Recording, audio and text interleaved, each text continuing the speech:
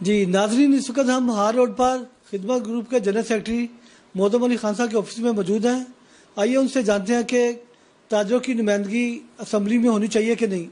جی بسم اللہ الرحمن الرحیم۔ دیکھیں جی ڈاکٹر صاحب، آپ نے کوشچن پوچھا ہے کہ تاجروں کی نمائندگی اسمبلی میں ہونی چاہیے،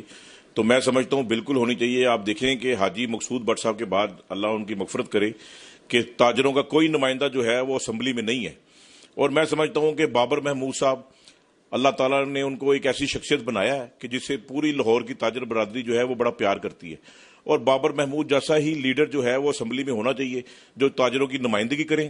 اور جو تاجروں کے مسائل جو ہے وہ ایوانوں تک پہنچائیں،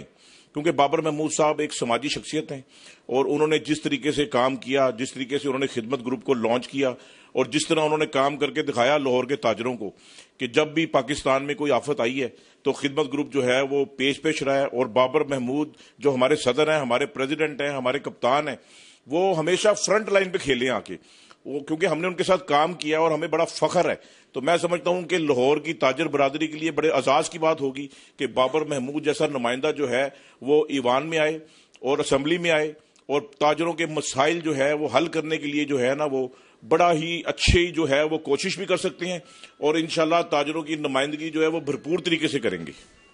جی ناظرین، یہ تھے محتم علی خان، جن کا کہنا تھا کہ حاجی مقصود بٹ کے بعد تاجروں کی نمائندگی اسمبلی میں نہیں ہوئی۔ انہوں نے خواہش کا اظہار کیا کہ بابر محمود جو کہ صدر خدمت گروپ ہار روڈ کے، ان کی خدمات کسی سے ڈکی چھپی نہیں۔ انہوں نے کہا کہ پاکستان میں کہیں بھی کوئی آفت آئی تو خدمت گروپ نے بڑھ چڑھ کر حصہ لیا اپنے قائد بابر محمود کی قیادت میں۔